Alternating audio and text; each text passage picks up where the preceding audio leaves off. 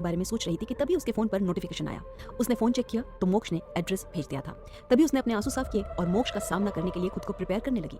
फिर उसने ड्राइवर को गाड़ी घर ले जाने को बोल दिया और खुद एक ऑटो करके मोक्ष के बताए पते पर जाने के लिए निकल गई। थोड़ी देर में वो उस जगह पर पहुंची तो वो एक सुनसान एरिया था जहाँ पर एक कारखाना बंद पड़ा हुआ था, जो कि देखने में बेहद पुराना लग रहा था। तभी उसे लगा जैसे उसके पीछे कोई था। उसने मुड़कर देखा तो एक लड़की उसके पीछे खड़ी थी। वो चलकर मानवी के पास आई और उसे ऊपर से नीचे तक देखने लगी।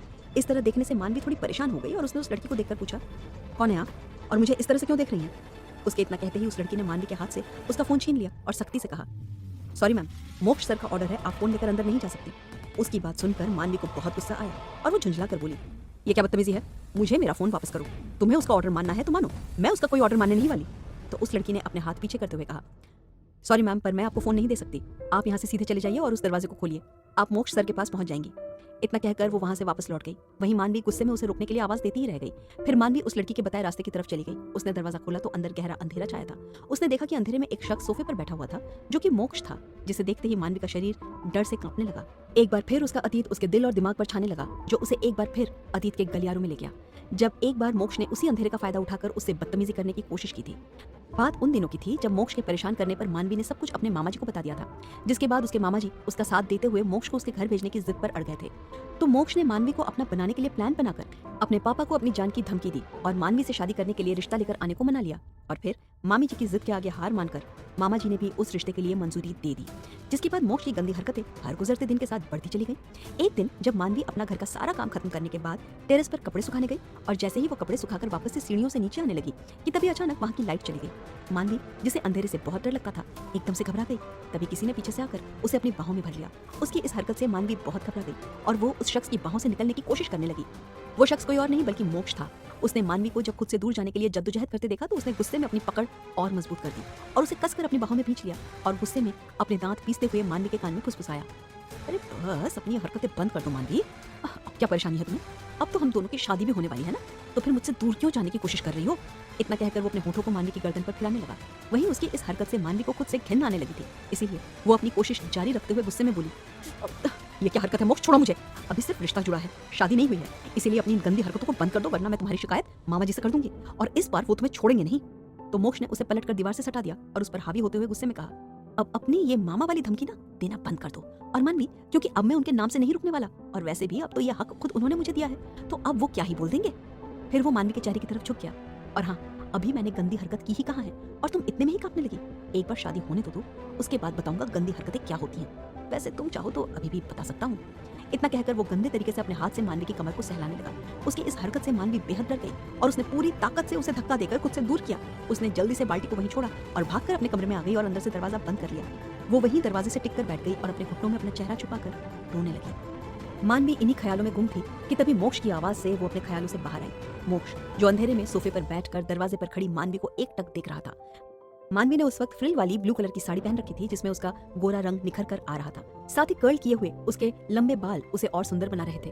बस कमी थी तो चेहरे पर नूर और मुस्कुराहट की, जो ऋषभ के गिरफ्तार होने के बाद से ही चला गया था। मोक्ष ने जब देखा कि मानवी उसकी तरफ चलकर नहीं आई तो वो खुद उसकी तरफ आया। जब उसने मानवी को अपने ख्यालों में गुम देखा तो अपने हाथ से उसके चेहरे को छूते हुए मुस्कुराकर बोला, क्या हुआ जाने मन, मुझसे मिलने की खुशी नहीं हुई या फिर मुझे देखते ही हमारे अतीत के हसीन लम्हों की याद आ गई? हाँ। उसकी बात सुनकर मानवी ने उसका हाथ अपने चेहरे से हटा दिया और गुस्से में कहा, अपनी घटिया हरकतें बंद करो मोक्ष और ये बताओ कि मुझे यहाँ क्यों बुलाया है और तुम निशा और ऋषभ जी को कैसे जानते हो?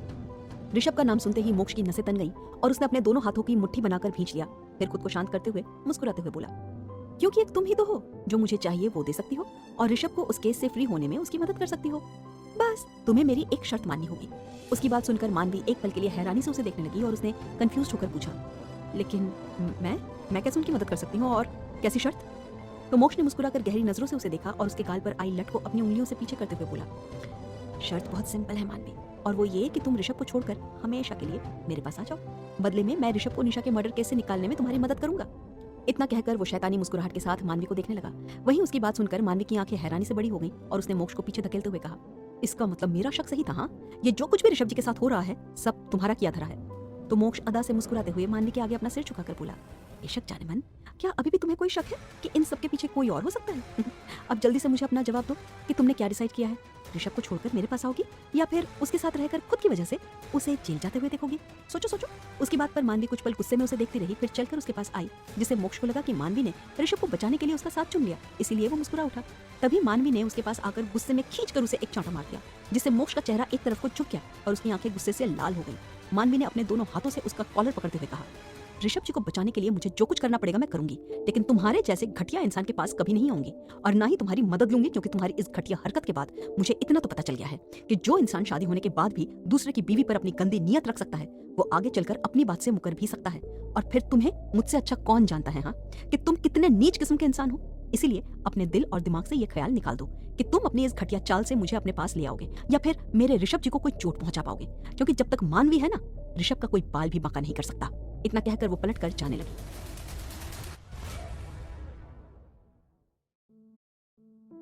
मानवी के मोक्ष को थप्पड़ मारने से मोक्ष बेहद गुस्से में था। उसने पीछे से गुस्से में मानवी का हाथ पकड़ लिया और उसे पीछे की तरफ मोड़कर उसकी कमर से लगा लिया। साथ ही दूसरे हाथ से उसके बालों को कसकर पकड़ लिया, जिससे मानवी के मुंह से एक दर्द भरी आह निकल गई और उसकी आंखों में आंसू भर आए। वो अपने दर्द पर काबू करते हुए गुस्से में बोली, मोक्ष छोड़ो मुझे, वरना अंजाम अच्छा नहीं होगा। अब मैं वो पहले वाली सीधी सादी मानवी नहीं हूँ जो तुम्हारी गंदी हरकतों को चुपचाप बर्दाश्त कर लेती थी, पर अब तुमने वैसा कुछ करने की कोशिश की तो तुम्हारा हाथ तोड़कर तुम्हारे हाथ में दे दूंगी। और मेरी छोड़ो, मैं तो फिर भी तुम्हें माफ कर दूंगी, लेकिन ऋषभ जी तुम्हें जिंदा नहीं छोड़ेंगे। अगर उन्हें जरा भी पता लगा कि तुमने मुझे हर्ट करने की कोशिश की है तो मोक्ष ने गुस्से में उसके बालों पर अपनी पकड़ कसते हुए कहा, तेरी इतनी हिम्मत तो मुझ पर हाथ उठाएगी? हाँ, मैं तो तुझे वही बिल्ली का बच्चा समझकर आराम से बात कर रहा था, लेकिन मुझे कहाँ पता था कि ये बिल्ली अब नोचना भी सीख गई है, वो भी अपने उस अमीर पति के दम पर जो इस वक्त खुद सलाखों के पीछे बंद पड़ा है। अरे वो अपनी खुद मदद नहीं कर पा रहा तो तेरी क्या मदद करेगा? और क्या कहा तूने? मेरा हाथ तोड़कर मेरे हाथ में देगी? हाँ, बड़ी जुबान चलने लगी है तेरी। एक बार मेरी पकड़ से छूट कर भाग क्या गई, तेरे तो पर निकल आए। पर कोई नहीं, मुझे उन परों को कुतरना बहुत अच्छे तरीके से आता है, लेकिन उससे पहले मुझे तेरे उस पति का ना परमानेंट इलाज करना है जिसके दम पर तू इतना उड़ रही है। उसके बाद तुझे तेरी औकात याद दिलाऊंगा और तेरा वो हश्र करूंगा कि अगली बार मुझसे दूर जाने के बारे में 100 बार सोचेगी तू। इतना कहकर उसने झटके से मानवी को छोड़ दिया और फोन निकालकर अपने आदमी को कॉल लगाने लगा। जैसे ही उधर से कॉल रिसीव हुआ तो मोक्ष ने गुस्से में फोन पर कहा, जो सबूत हम ऋषभ सहगल के खिलाफ कुछ दिन बाद पेश करने वाले थे, उन सभी को अभी के अभी एसपी सत्यवीर के पास पहुंचा दो, वो भी इस तरह कि उसे तुम में से किसी पर भी शक न हो और उस ऋषभ के बाहर निकलने के भी सभी चांसेस खत्म हो जाएं। उसकी बात सुनकर मानवी, जिसे मोक्ष ने झटके से छोड़ा था, उसका बैलेंस बिगड़ गया था और वो गिरते गिरते बची थी। वो वापस से मोक्ष के पास आई और उससे उसका फोन छीनते हुए गुस्से में बोली, मैं तुझे छोड़ूंगी नहीं मोक्ष। अगर मेरे ऋषभ जी को तुम्हारी वजह से थोड़ी सी भी परेशानी हुई तो मैं तुम्हारी जान ले लूंगी। फोन दो मुझे। इतना कहकर उन दोनों में छीना झपटी होने लगी। मोक्ष ने जब मानवी को ऋषभ के लिए खुद से लड़ते देखा तो उसे बहुत गुस्सा आया और उसने एक तरफ नजर घुमाते हुए अपने आदमी को कुछ इशारा कर दिया, जिससे वो आदमी तुरंत वहां से चला गया। वहीं मानवी जो मोक्ष से उलझ रही थी, तभी उसके कानों में एक जानी पहचानी सी दर्द से कराहती आवाज पड़ी। तो उसने नजर घुमाकर इधर उधर देखा तो सामने उजाले में कुर्सी पर बंधे हुए शख्स को देखकर उसकी आंखें बड़ी हो गई, जिसके ऊपर बम भी बंधा था, जिसे देखकर मानवी की आंखों में डर उमड़ आया और उसके मुंह से एक ही शब्द निकला, सुनैना काकी। इतना कहकर उसने घबराते हुए मोक्ष की तरफ देखा, जो गंदी सी जीत की मुस्कान लेकर उसी को देख रहा था। वहीं चारों तरफ ऋषभ की अरेस्ट होने की खबर आग की तरफ फैल चुकी थी। उस वक्त मीडिया के हर न्यूज चैनल पर सहगल परिवार की न्यूज थी, जहां ऋषभ को ही निशा के मर्डर में दोषी बताया जा रहा था। सभी लोग ऋषभ को कड़ी से कड़ी सजा देने की मांग कर रहे थे, जिस वजह से बार बार ऋषभ की बेल अपील रिजेक्ट की जा रही थी। और इसी वजह से शिवम जी, शैलेंद्र जी बहुत परेशान थे। वो तो पीयूष के बिजनेस की जिम्मेदारी अपने ऊपर लेने की वजह से उन्हें बिजनेस से राहत थी, वरना उनकी परेशानी कितनी बढ़ जाती। वहीं ऋषभ को पुलिस स्टेशन में रहते हुए 3 से 4 दिन हो गए थे। तब उसका केस कोर्ट में भी पहुंच गया था, जिसकी पहली हियरिंग की डेट भी आ गई थी, जो कि 2 दिन बाद की थी। वहीं इन दिनों मानवी बिल्कुल गुमसुम हो गई थी। उसने घर में किसी से भी बोलना चालना बंद कर दिया था। वो बस अपने कमरे में ही रहती थी और उस दिन के बाद ऋषभ से भी मिलने नहीं गई थी। वहीं घर के सभी लोग इस बात को लेकर बहुत परेशान थे। राघव और विशाल भी अपनी तरफ से ऋषभ के लिए सभी कोशिशें कर चुके थे, लेकिन मीडिया और सोशल मीडिया के प्रेशर की वजह से उनकी कोशिशें भी नाकाम हो गई थी। धीरे धीरे ये 2 दिन भी बीत गए और वो दिन आ गया जिस दिन ऋषभ को कोर्ट में पेश होना था। शिवम जी सभी को ज्यादा परेशान ना होने के लिए कहकर शैलेंद्र जी विशाल के साथ कोर्ट निकल गए। दादी जी को उन्होंने आराम करने के लिए बोल दिया था और दादू को भी उनके साथ रुकने के लिए कह दिया था। जानवी जी जिद की वजह से उनके साथ चली गई थी। इन सब में उन लोगों को मानवी का बर्ताव बहुत खल रहा था। वो 2 दिन से अपने कमरे से बाहर नहीं निकली थी। उस दिन उन्होंने मानवी से बात करने की कोशिश भी की तो वो सुबह से घर में नहीं थी। कुछ ही देर में सभी लोग कोर्ट पहुंच गए तो वहाँ केस की सुनवाई होने लगी। दोनों ही पक्ष अपनी तरफ से सारे एविडेंस पेश कर रहे थे। तभी ऋषभ के पक्ष में लड़ रहे वकील साहब बोले, देखिए मेरी तरफ से पेश किए गए सभी सबूत एकदम पक्के हैं और इसी के बेस पर मैं सिर्फ इतना कहना चाहता हूँ कि निशा जी का मर्डर ऋषभ सहगल ने नहीं किया, क्योंकि जिस दिन उनका मर्डर हुआ उस दिन ऋषभ जी अपने घर से बाहर नहीं गए थे। वो अपने पूरे फैमिली के साथ टाइम स्पेंड कर रहे थे। इसीलिए जज साहब, मेरी आपसे यही अपील है कि आप मिस्टर सहगल के ऊपर अपना टाइम बर्बाद ना करते हुए असली मुजरिम को खोजें। तभी निशा की साइड वाले वकील साहब ने बोलना शुरू किया, ऑब्जेक्शन माय लॉर्ड, क्या इन वीडियो में साफ पता नहीं चल रहा कि निशा जी के साथ जो शख्स मौजूद है वो ऋषभ सहगल ही है और लास्ट टाइम भी उनके साथ यही मौजूद थे? इसका मतलब साफ है कि उनका मर्डर इन्होंने ही किया है। तो फिर मैं जानना चाहता हूँ कि आपको और कौन से सबूत चाहिए? तो ऋषभ के साइड वाले वकील ने उनकी तरफ देखते हुए कहा, जी मैं जानता हूँ कि इनमें जो दिख रहे हैं वो ऋषभ जी हैं, लेकिन जरूरी नहीं कि आंखों से जो देखा जाए वो सच हो, सच कुछ और भी तो हो सकता है। इसीलिए मेरा सोचना है कि एक बार जांच की जाए, और इसमें क्या बुराई है, किसी बेकसूर को सजा मिलने से तो अच्छा रहेगा ना। तो निशा की साइड वाले वकील उन पर तंज कसते हुए बोले, माफ कीजिएगा वकील साहब, लेकिन कोर्ट सोच पर या फिर बनी बनाई बातों पर नहीं चलता, उसके लिए सबूतों की जरूरत होती है, और वहाँ जो दिखता है वही सच होता। अगर आपके पास अपने क्लाइंट की बेगुनाही के पुख्ता सबूत हैं तो वो दिखाइए ना कि हमें अपनी सोच बताइए, और अगर सबूत नहीं है तो फिर जो सामने है उसी पर फैसला होने दीजिए। क्या पता जो दिख रहा है वही सच हो, बस आप उसे देखना ना चाह रहे हो। वहीं ऋषभ का ध्यान वहां हो रही बातों पर था ही नहीं। वो तो कब से बस कोर्ट के एंट्रेंस डोर की तरफ देख रहा था कि शायद वहां से मानवी आ जाए। उस दिन के बाद से मानवी उससे बिल्कुल भी मिलने नहीं आई। उसे लगा मानवी केस की हियरिंग में तो जरूर आएगी, लेकिन वो नहीं आई। वो ऋषभ के लिए हैरानी की बात थी। वो मानवी को देखने के लिए परेशान था। तभी निशा की साइड वाले वकील साहब ऋषभ की तरफ देखते हुए बोले, बताइए मिस्टर ऋषभ, आखिर ऐसी कौन सी वजह थी कि आपने एक मासूम लड़की जो अपने दम पर अपनी जिंदगी संवारना चाहती थी, उसे इतनी बेरहमी से मौत के घाट उतार दिया। उनकी बात पर ऋषभ ने गुस्से में कहा, मैं आपसे कितनी बार कहूं कि मैंने कुछ नहीं किया। मैं नहीं जानता उन वीडियोस में मैं उस लड़की के साथ कैसे दिख रहा हूँ, लेकिन ये सच है कि मैंने उसका मर्डर नहीं किया, मुझे सिर्फ फंसाया जा रहा है। तो उस वकील ने वापस से ऋषभ से सवाल किया, लेकिन क्या ये सच नहीं कि आपने अपने ऑफिस में अपने स्टाफ के लोगों के सामने उन्हें जान से मारने की धमकी दी थी, और इसके कुछ वक्त बाद ही उनका मर्डर हो गया? तो ऐसी कौन सी वजह थी जो आपने उन्हें मारने की धमकी दी और फिर उन्हें मार भी डाला? ये सुनकर वहां मौजूद सभी लोग ऋषभ की तरफ देखने लगे। ऋषभ ने निशा की साइड के वकील के सवाल का जवाब दिया, हाँ ये सच है कि मैंने उसे जान से मारने की धमकी दी थी, आई एक्सेप्ट इट, क्योंकि वो लड़की मेरे सामने खड़ी होकर मेरी ही बीवी को मारने की धमकी दे रही थी, जो मुझे बर्दाश्त नहीं है। इसीलिए मैंने उसे उस वक्त वार्निंग दी थी। इसी का फायदा मेरे किसी राइवल या फिर मेरे दुश्मन ने उठाया है और मुझे उसके मर्डर केस में फंसाया है। तभी निशा की माँ जो लोगों के बीच बैठी थी वो खड़े होकर रोते हुए चिल्लाई, अरे चुप कर नीच आदमी, खुद की करतूत को दूसरों के माथे मर रहा है। हाँ अरे क्या बिगाड़ा था मेरी बेटी ने तेरा, जो तूने उसकी जान ले ली। मैंने पहले ही उसे कहा था, बेटा इन बड़े लोगों के प्यार में मत पड़, ये लोग सिर्फ अपने मतलब के लिए हम गरीबों का यूज करते हैं और फिर टिश्यू पेपर की तरफ फेंक देते हैं। लेकिन उसने मेरी नहीं मानी, और इस नीच आदमी ने उसे अपनी प्यारी प्यारी बातों में बहला फुसला लिया, और अब जब इसका उससे मन भर गया तो दूसरी लड़की से शादी कर खुशी से घर बसा कर बैठा है, मेरी बेटी का दिल तोड़कर। ऐसे में मेरी बेटी इसे और इसकी घटिया बीवी को कुछ कहे भी ना। ये लोग घटिया हरकत कर सकते हैं और हम इनके खिलाफ कुछ बोल भी नहीं सकते।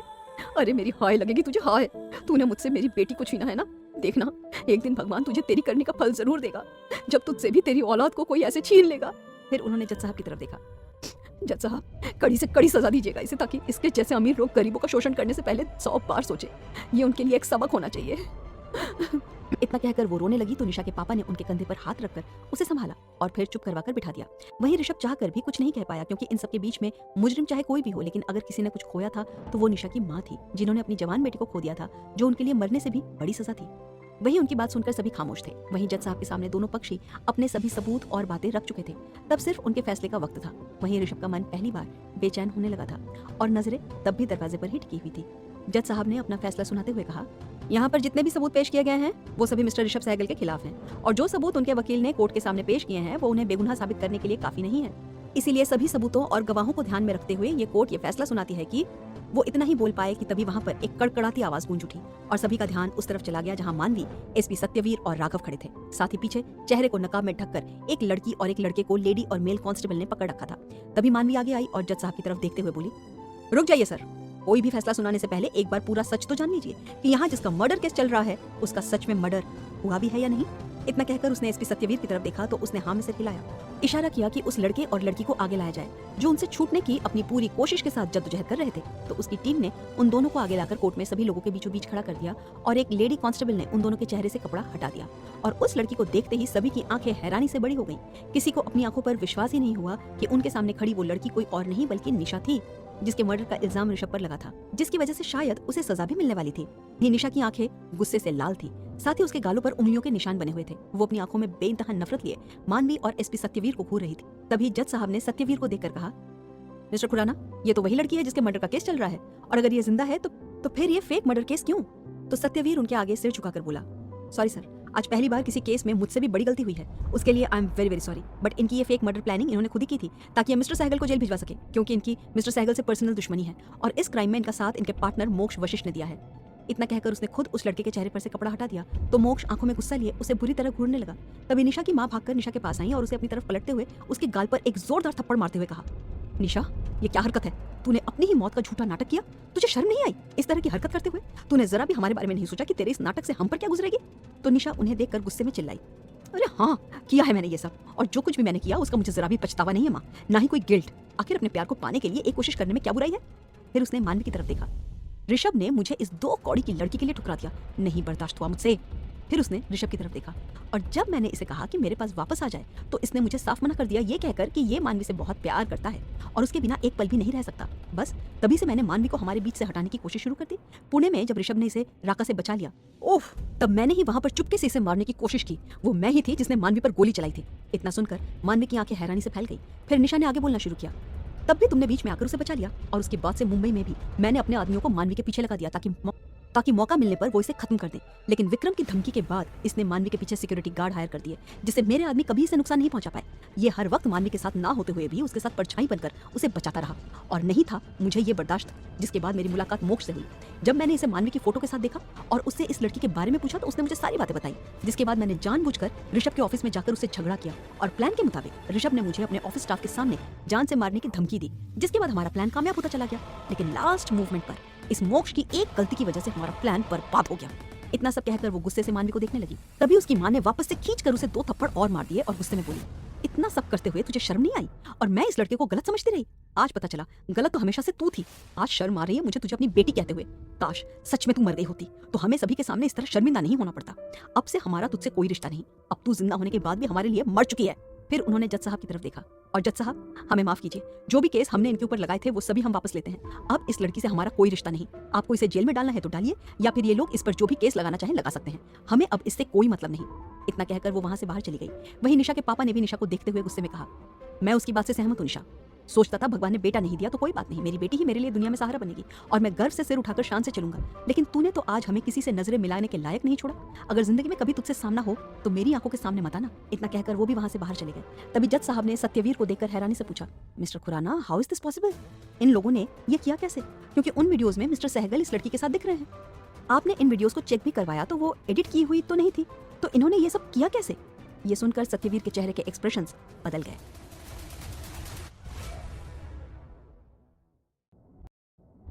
एसपी सत्यवीर ने जज साहब की तरफ देखते हुए कहा, क्योंकि सर इन्होंने ये सब बहुत प्लानिंग से किया था। इन लोगों ने पिछले 3 महीने से ऋषभ जी के हर एक काम और उनसे जुड़ी छोटी से छोटी इन्फॉर्मेशन के बारे में भी पता लगाया था। इतना ही नहीं, मोक्ष वशिष्ठ ने मिस्टर सहगल और इस लड़की का फेस मास्क भी बनवाया, जिसके बाद इन्होंने हूबहू मिस्टर सहगल की बॉडी जैसी दिखने वाले अपने एक आदमी को हायर किया और निशा के फेक मर्डर की प्लानिंग की। फिर निशा की जगह वहां पर एक डेड बॉडी को रखकर उसे निशा का फेस मास्क पहना दिया था। साथ ही जिस डॉक्टर ने पोस्टमार्टम रिपोर्ट तैयार की थी उसे इन्होंने खरीद लिया, जिससे सारे सबूत मिस्टर सहगल के खिलाफ हो गए और सभी को यह लगा कि निशा जी के साथ वीडियो में दिखने वाला आदमी मिस्टर सहगल है। बट लास्ट मोमेंट पर मिस्टर सहगल को इनकी सारी सच्चाई पता चल गई और उन्होंने इन दोनों का सारा सच सामने लाने और इन्हें पकड़ने के लिए हमसे मदद ली। उसके बाद फिर हमने इन दोनों को अरेस्ट कर लिया। वहीं ऋषभ एक तरह से बेगुनाह साबित हो ही गया था, इसलिए वो कटघरे से निकलकर बाहर आ गया था। तभी वो मोक्ष के पास आया और उसकी कॉलर पकड़ते हुए गुस्से में बोला, निशा का तो समझ में आता है, लेकिन तुम्हारी मुझसे क्या दुश्मनी थी? हाँ। तो इस बार मानवी ने उसकी तरफ देखते हुए कहा, रुकिए ऋषभ जी, इसका जवाब आपको मैं देती हूँ। तो सब लोग मानवी की तरफ देखने लगे। वहीं ऋषभ जो तब तक गुस्से में मोक्ष को देख रहा था, मानवी को देखने लगा। तो मानवी ने ऋषभ की तरफ देखते हुए धीरे धीरे उसे पास्ट में हुई सारी बातें और मोक्ष की गंदी हरकतों के बारे में बता दिया कि कैसे मोक्ष ने उसे परेशान किया, कैसे नानी की मदद से वो वहां से भागी, उसके बाद मोक्ष का नानी जी को मारना। धीरे धीरे करके सारी बातें ऋषभ को बता दी, जिसे सुनकर ऋषभ की आंखें गुस्से से लाल हो गईं। वहीं मानवी ने सारी बातें शांति से ऋषभ को बता दी थी। तब उसकी आंखों में किसी भी बात को लेकर या फिर ऋषभ के रिएक्शन को लेकर डर नहीं था, उसे अपने प्यार पर विश्वास था। उसके बाद आगे बताते हुए वो ऋषभ से बोली, इससे भी इसका मन नहीं भरा, तो अब ये मुझे आपके साथ खुश देखकर फिर से मेरी जिंदगी को नर्क बनाने वापस चला आया और अपना खेल शुरू कर दिया। पहले इसने सुनैना काकी को किडनैप किया, उसके बाद आपको निशा के मर्डर केस में अरेस्ट करवा दिया ताकि ये मुझे हर तरफ से मजबूर और लाचार कर सके, कोई भी मेरी मदद करने वाला ना रहे। और हुआ भी कुछ यूं ही। उस दिन जब मैं आपसे मिलकर वापस गई तब इसने मुझे मिलने बुलाया और वहां पर मुझसे आपको छोड़ देने के लिए कहा। जब मैं नहीं मानी तो इसने काकी को टॉर्चर करने की धमकी देकर मुझे मजबूर किया। इसी वजह से मुझे आपको छोड़ने के लिए मजबूर होना पड़ा और मैं डिवोर्स पेपर तैयार करवाने लगी। लेकिन कहते हैं ना कि जिसकी कोई मदद नहीं करता उसकी खुद ईश्वर मदद करते हैं। तो उस दिन रास्ते में लौटते वक्त मुझे निशा उसकी फ्रेंड के साथ दिख गई और मैंने इसका पीछा किया तो मुझे इन दोनों का सारा गेम पता चला। उसके बाद मैंने राघव जी और एसपी सर की मदद से इन दोनों को पकड़ा। यही वजह है कि मैं इतने दिन आपसे मिलने नहीं आ पाई, क्योंकि मैं आपके लिए ही आपसे दूर थी। मानवी की सारी बातें सुनकर और उसके दर्द को महसूस करके ऋषभ को बहुत बुरा लगा। उसके दिल में एक टीस सी उठी। साथ ही उसे मानवी पर भी गुस्सा आ रहा था कि उसने मोक्ष के बारे में उसे पहले क्यों नहीं बताया। अगर वो पहले बताती तब मोक्ष उनकी जिंदगी में इस तूफान को लाने के लायक ही नहीं रहता। वो अपने गुस्से पर काबू नहीं कर पाया तो उसने गुस्से में एक जोरदार मुक्का मोक्ष के मुंह पर जड़ते हुए कहा, तूने जो कुछ पहले किया वो तू कर सका क्योंकि उस वक्त मुझे तेरे बारे में पता नहीं था। अगर तू इस कोर्ट की जगह बाहर मिलता तो आज सच में मैं तेरे खून के चार्ज में यहाँ होता। पर कोई बात नहीं, अब तेरी उल्टी गिनती शुरू। अब तक तूने ऋषभ सहगल की जिंदगी से खेलने की कोशिश की, उसकी बीवी को तकलीफ पहुंचाई, पर अफसोस तू कामयाब नहीं हो सका। पर अब मैं तेरी जिंदगी से खेलना शुरू करूंगा और वादा है मेरा कि तुझसे मौत के लिए भीख ना मंगवाई तो मेरा नाम भी ऋषभ सहगल नहीं। You just wait and watch. तो एसपी सत्यवीर आकर ऋषभ और मोक्ष को अलग करने लगे। तभी वहां जज साहब की आवाज गूंज उठी, स्टॉप इट, ये कोई सड़क या बाजार नहीं है जहां आप लोग जैसे चाहे अपनी मर्जी चला सके। यहाँ जो भी फैसला होगा वो कोर्ट और कानून करेगा, आप लोग नहीं। और मोक्ष वशिष्ठ और निशा परमार ने जो कानून को धोखे में रखकर ये सारी साजिशें रची, उसके लिए उन्हें कानूनी तौर पर 5 साल की सजा और 5 लाख का जुर्माना अलग से देना होगा। बाकी मिस्टर सहगल और उनका पूरा परिवार इनके ऊपर चार्ज लगाकर जो कार्रवाई करना चाहता है वो करवा सकता है। इतना कहकर जज साहब कुर्सी से उठकर चले गए। तभी मोक्ष गुस्से में पुलिस कांस्टेबल से छूटने की कोशिश करते हुए बोला, छोड़ो मुझे तुम लोग, वरना तुम लोगों के लिए अच्छा नहीं होगा। फिर उसने ऋषभ की तरफ देखा, और तुम्हें क्या लगा ये खेल इतनी आसानी से खत्म हो गया? नहीं, ये मत समझो कि मुझे सजा मिल गई तो मैंने हार मान ली। ना ना ना, जैसे ही मेरी सजा पूरी होगी मैं वापस आऊंगा और तुम्हारी जिंदगी में इस बार वो तूफान लाऊंगा जिससे चाहकर भी तुम लोग निकल नहीं पाओगे। तब तक तुम्हें जितनी खुशियां मनानी है मना लो, क्योंकि उसके बाद तुम्हारी जिंदगी में सिर्फ दुख और दर्द होगा। ये सुनकर ऋषभ ने एक और मुक्का उसके चेहरे पर जड़ दिया और उस पर चिल्लाया, और मैं भी देखता हूँ कि अब तू कैसे मानवी को और मेरे परिवार को तकलीफ पहुंचाता है। मैं खुद तेरे इंतजार में रहूंगा कि कब तू बाहर निकल कर आए और मैं तेरी जिंदगी को जहन्नुम बनाऊंगा। इसलिए भगवान से दुआ मत मांगना वो कभी तुझे जेल से बाहर ना निकलने दे, वरना बाहर आने के बाद तेरी जिंदगी मौत से भी बदतर होगी जिसे तू जिएगा। उसके बाद पुलिस वाले मोक्ष और निशा को पकड़कर वहां से ले गए। उनके जाने के बाद एसपी सत्यवीर ने मानवी की तरफ देखकर मुस्कुराते हुए कहा, थैंक यू मानवी जी, आज आपकी वजह से हम असली गुनहगार तक पहुंच पाए और आज पहली बार आपकी वजह से मैं भी धोखा खाने से बच गया, वरना मेरी वजह से एक बेगुनाह गुनहगार साबित हो जाता। सच कहूं तो अभी तक जितने केस मेरे पास आए उन सभी से मेरी सोच बदल गई थी और मैं भी सभी लोगों की तरह ये सोचने लगा था कि अमीर और पैसे वाले लोग बिगड़े हुए होते हैं और उनकी औलाद एक नंबर के अय्याश होते हैं जो सिर्फ गरीब और लाचारों का फायदा उठाना जानते हैं। और आज आपने मुझे गलत साबित कर दिया कि जिस तरह हर सिक्के के 2 पहलू होते हैं उसी तरह हर इंसान एक जैसा नहीं होता, चाहे वो कितना भी अमीर हो और कितना भी गरीबी क्यों ना हो। इसलिए हम लोगों को उनकी पर्सनैलिटी से नहीं बल्कि उनकी थिंकिंग से जज करना चाहिए। तो मानवी उसे देखकर मुस्कुराते हुए बोली, अरे नहीं सर, इसमें थैंक यू की कोई जरूरत नहीं है। अगर आप मेरी बातों पर विश्वास करके मेरा साथ नहीं देते तो शायद मेरी सारी कोशिशें नाकाम हो जाती। इसलिए थैंक्स टू यू। इसलिए थैंक यू तो मुझे आपको कहना चाहिए कि आपने मेरी मदद की जिसकी वजह से असली गुनहगार सामने आ पाया। तो एसपी सत्यवीर ने मुस्कुराते हुए कहा, मानवी जी, मैंने जो किया वो मेरा फर्ज था, इसलिए इसमें थैंक यू जैसी कोई बात नहीं। और रही आपकी कोशिशें नाकाम होने की बात, तो वो कभी नहीं होती, क्योंकि आज मिस्टर सहगल की ढाल बनकर आप खड़ी थी, जिस तरह सावित्री सत्यवान और यमराज के बीच ढाल बनकर खड़ी हो गई थी। और जब पति की ढाल बनकर पत्नी खड़ी हो ना, तो उसका कोई बाल भी बांका नहीं कर सकता। इतिहास गवाह है, देख लो। इतना कहकर वो मुस्कुराते हुए वहां से चला गया। तभी जानवी जी भागकर ऋषभ के पास आई और कसकर उसे अपने गले लगा लिया। फिर प्यार से उसके चेहरे पर किस करते हुए बोली, मुझे पता था मेरा ऋषभ कभी कुछ गलत नहीं कर सकता। बुराई चाहे कितनी भी ताकतवर क्यों ना हो, एक दिन अच्छाई के आगे हार ही जाती है। फिर उन्होंने मानवी के पास जाकर झूठा गुस्सा दिखाते हुए कहा, और तू इतने दिन से इतना कुछ अकेले ही सहती रही? हाँ, वो शैतान कदम कदम पर तुझे मजबूर कर रहा था बेटा, और तूने एक बार भी अपने दर्द को मुझसे शेयर करना जरूरी नहीं समझा। क्या तू सिर्फ नाम के लिए ही मुझे माँ कहती है? मानती नहीं? अगर एक बार मुझे कहती तो। तेरी इस हरकत से ना मैं बहुत नाराज हूँ मानवी। इतना कहकर वो मुंह मोड़कर वहां से जाने लगी।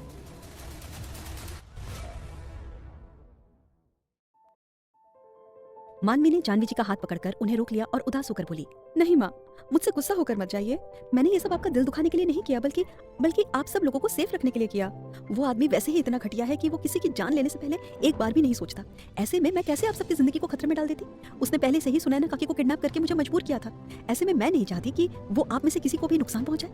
मानवी की बात सुनकर जानवी जी ने परेशानी से पूछा, सुनैना जी, अरे वो अब कैसी हैं और कहाँ पर हैं?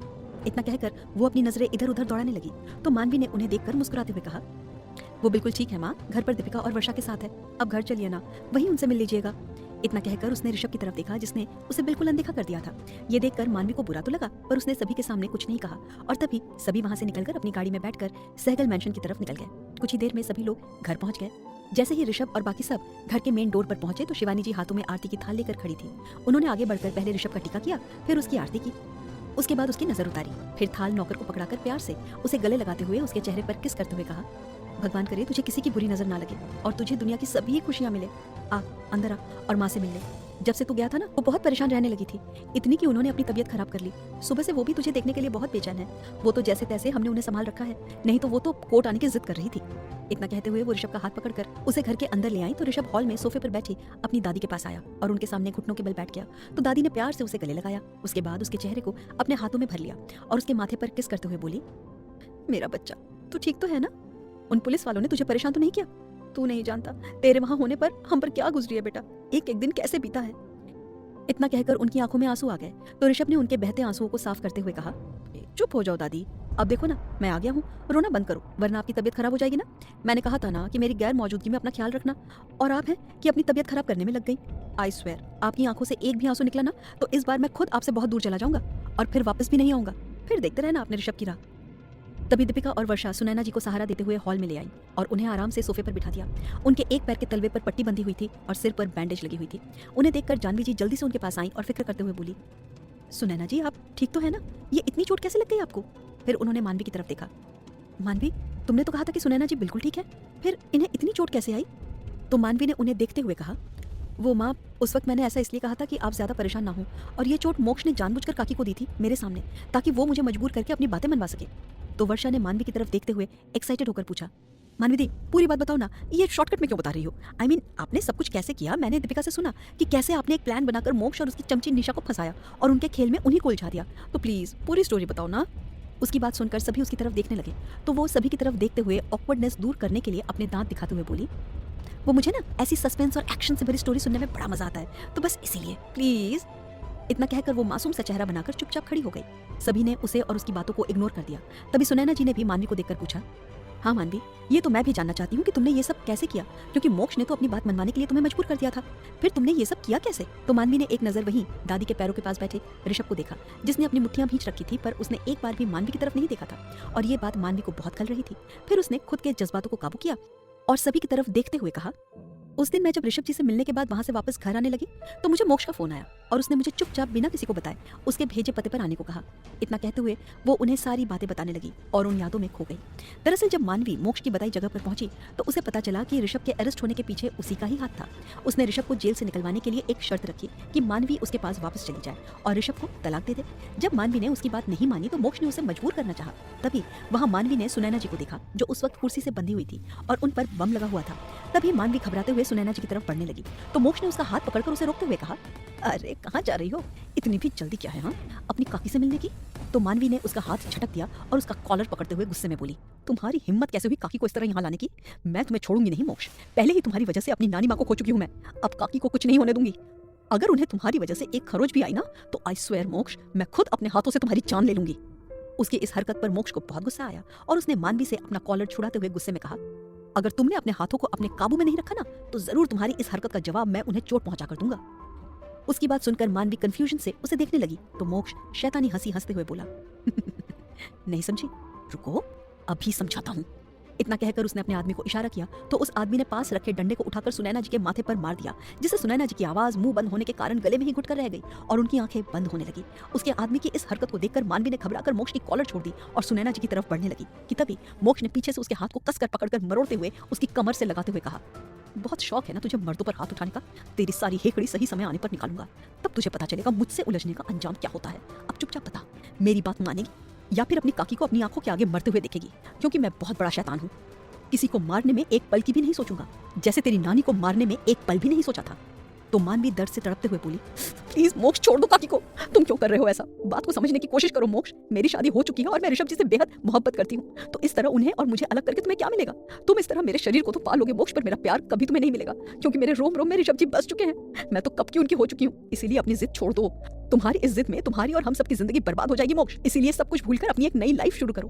तुम खुद ही कहते हो ना कि तुम मुझसे बहुत प्यार करते हो, तो फिर ये कैसा प्यार है तुम्हारा जो अपने प्यार को ही तकलीफ में देखना चाहता है। तो मोक्ष उस पर गुस्से में चिल्लाया, बस बहुत हो गया तेरा नाटक, तुझे क्या लगा तू मुझे इमोशनल ब्लैकमेल करेगी और मैं मान जाऊंगा। कोई नाटक चल रहा है क्या यहाँ पर जो तुम्हारे दो आंसुओं से मैं पिघल जाऊं। चुपचाप मेरे सवाल का जवाब दे वरना। इतना कहकर उसने फिर से अपने आदमी को इशारा किया तो उसने पास पड़े कांच को उठाकर सुनैना जी के तलवे में घुसेड़ दिया, जिससे बेहोशी में भी सुनैना जी दर्द से कसमसाने लगी।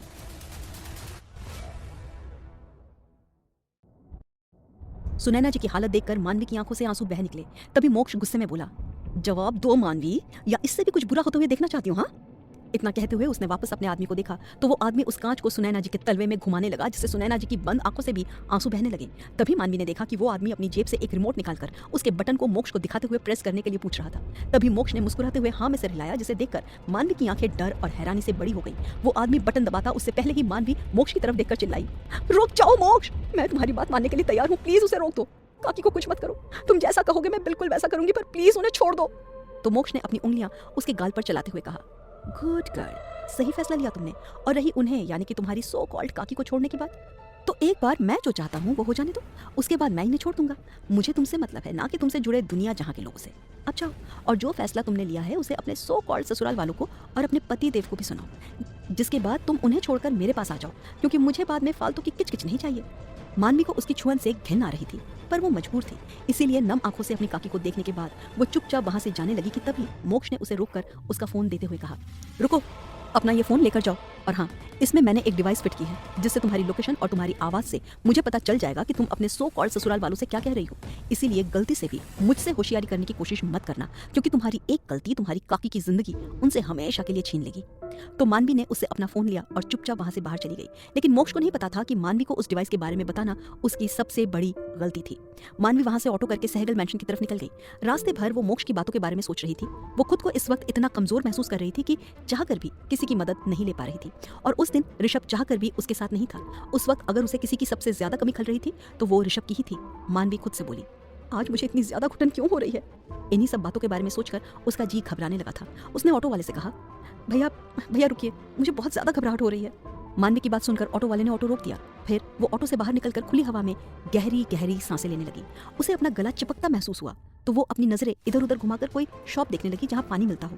तभी उसे थोड़ी दूर पर एक शॉप नजर आई, तो वो उस तरफ चली गई। उसने दुकानदार से पानी की बोतल ली और पानी पीकर जैसे ही दुकान से बाहर आने लगी, उसकी नजर सामने अपने चेहरे को स्कार्फ से कवर किए एक लड़की पर पड़ी, जिसने आंखों पर बड़े बड़े गॉगल्स लगा रखे थे।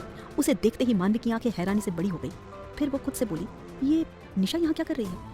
निशा वहाँ अपनी फ्रेंड के साथ हंसते मुस्कुराते हुए एक गाड़ी की तरफ बढ़ रही थी। उनके हाथ में कुछ शॉपिंग बैग थे, जिससे साफ पता चल रहा था कि वे दोनों पास के ही मॉल से शॉपिंग करके लौट रही थी। उसे देखते ही मानवी को उस पर बहुत गुस्सा आया और वो उसकी तरफ बढ़ने लगी कि तभी जमीन पर पड़े पत्थर से उसे ठोकर लग गई और वो आगे की तरफ गिरने लगी। पर उसने खुद को संभाल लिया और जैसे ही सीधी खड़ी होने लगी, उसकी नजर शॉप के बाहर लगे मिरर पर गई, जिसमें उसे अपने पीछे कुछ दूर खड़ा एक आदमी दिखा, जो अपनी नजरें इधर उधर करते हुए उसे ही देख रहा था। उसे देखते ही मानवी के दिमाग में कुछ खटका और उसने झुककर अपने कपड़ों को सही करने के बहाने से पीछे मुड़कर चुपके से उस आदमी की तरफ देखा, जो तब भी उसे ही देख रहा था। उसे देखकर मानवी को समझ आ गया था कि हो ना हो वो मोक्ष का ही आदमी था जो उस पर नजर रख रहा था। इसीलिए उसने समझदारी दिखाते हुए निशा की तरफ ना जाने के बारे में सोचा और चुपचाप वापस मुड़कर अपने ऑटो में आकर बैठ गई। जिसके बाद वो ऑटो सहगल मैंशन की तरफ निकल गया। घर आकर परेशानी में वो अपने कमरे में टहलने लगी। तब वो अपने फोन से भी किसी से मदद नहीं ले सकती थी, क्योंकि उसका फोन ट्रैक हो रहा था और फैमिली वालों से मदद लेकर वो उनकी जान खतरे में नहीं डाल सकती थी। इसीलिए उसे अपना हर एक कदम सोच समझकर आगे बढ़ाना था, क्योंकि ईश्वर ने निशा के जिंदा होने का सबूत देकर उसे एक राह दिखाई थी। लेकिन अगर उस पर भी वो संभल कर नहीं चली तो उसकी एक गलती सब कुछ बर्बाद कर सकती थी। वो देर रात तक इन्हीं बातों के बारे में सोचती रही। इन सब में उसने अपनी बैल्कनी से बाहर झांक कर देखा तो एक पल को हैरान रह गई। बाहर 3 से 4 आदमी पहरा दे रहे थे, जो कि मोक्ष के थे, जिन्हें उसने परिवार के हर सदस्य की बाहर आने जाने की खबर जानने के लिए लगा रखा था। तभी वो अपने कमरे के अंदर आई तो उसकी नजर स्टडी टेबल पर गई, जहाँ नोटबुक रखी थी। उसे देखकर मानवी की आंखों में चमक आ गई और उसने वहां जाकर उसमें से 3-4 पेपर निकाले और काफी देर तक कुछ लिखने लगी। इस दौरान उसे मोक्ष की तरफ से 3-4 मैसेज आ चुके थे कि वो अपने ससुराल वालों को अपना ऋषभ से अलग होने का फैसला सुनाकर कब उसके पास आएगी। तो मानवी ने जवाब में इतना ही लिखा था, मैं कोशिश तो कर रही हूँ और एक प्लान बना रही हूँ जिसे जल्दी अंजाम देकर मैं तुम्हारे पास पहुंच जाऊंगी। जवाब में मोक्ष ने बस इतना ही लिखा था, ठीक है, जो करना है जल्दी करो और ध्यान रहे मुझसे चालाकी करने की कोशिश मत करना। पर मानवी तो उसकी सोच से अलग ही प्लान कर रही थी। थोड़ी देर बाद दीपिका उसे रात के खाने के लिए बुलाने आई, पर उसके कुछ बोलने से पहले ही मानवी ने उसके मुंह पर हाथ रखकर उसका मुंह बंद कर दिया। दीपिका हैरानी से उसे देखने लगी तो मानवी ने उसे अपने होठों पर उंगली रखकर चुप रहने का इशारा किया और कुछ पेपर जो उसने नोटबुक में से लिए थे उन्हें दीपिका की तरफ बढ़ा दिए और इशारे से उन्हें पढ़ने के लिए कहा। दीपिका ने पहले तो हैरानी से उसे देखा तो मानवी तब भी उसे चुप रहकर पढ़ने के लिए इशारा कर रही थी, जिसे समझकर दीपिका चुपचाप मन ही मन उन पेपर्स को पढ़ने लगी। पर जैसे जैसे वो उन पेपर्स को पढ़ रही थी उसकी आंखें बड़ी होती जा रही थी। सब कुछ पढ़ने के बाद उसने मानवी की तरफ देखा तो मानवी ने अपना फोन उसके सामने कर दिया, जिसमें मोक्ष का कॉल चालू था। तो दीपिका ने आंखों से ही मानवी से कुछ पूछा तो मानवी ने एक और पेपर दीपिका की तरफ बढ़ा दिया, जिसे पढ़कर दीपिका मानवी के रूम में अंदर आई और नोटबुक के पेपर पर कुछ लिखने लगी। उसे लिखकर दीपिका ने वो पेपर को मानवी के आगे कर दिया तो मानवी उसे पढ़ने लगी। दीपिका ने लिखा था, सब ठीक हो जाएगा ना भाई, और आपको कुछ होगा तो नहीं ना, आप दोनों अलग तो नहीं होंगे ना। वो पेपर पढ़कर मानवी ने उसकी तरफ देखा तो उसकी आंखें आंसुओं से भरी हुई थी। मानवी ने हल्के से मुस्कुराते हुए अपने अंगूठे से उसकी आंखों से आंसू साफ किए और उसे गले लगा लिया। फिर धीरे से उसके कान में फुसफुसाई, मुझ पर भरोसा रखो दीपू, मैं ऋषभ जी को कुछ नहीं होने दूंगी, ना ही हमारे रिश्ते को। बस तुम वही करो जो मैंने कहा है। अब जाओ, अगर कोई आ गया और उसने तुम्हें आवाज दी तो मोक्ष को पता लग जाएगा कि तुम इतनी देर से मेरे कमरे में थी। उसकी बात पर दीपिका ने हाँ में सिर हिलाया और जल्दी से वहां से चली गई। दीपिका वहां से निकलकर अपने कमरे में आई थी और उसने राघव को फोन लगाकर अगले दिन उसे खुद से मिलने के लिए बुलाया। वो रात इसी तरह गुजर गई।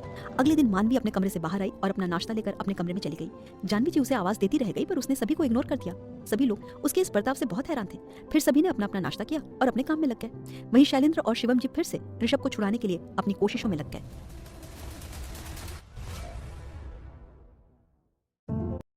कल आएगा कहानी का अगला भाग और भी रोमांच के साथ। जुड़िए प्रतिलिपि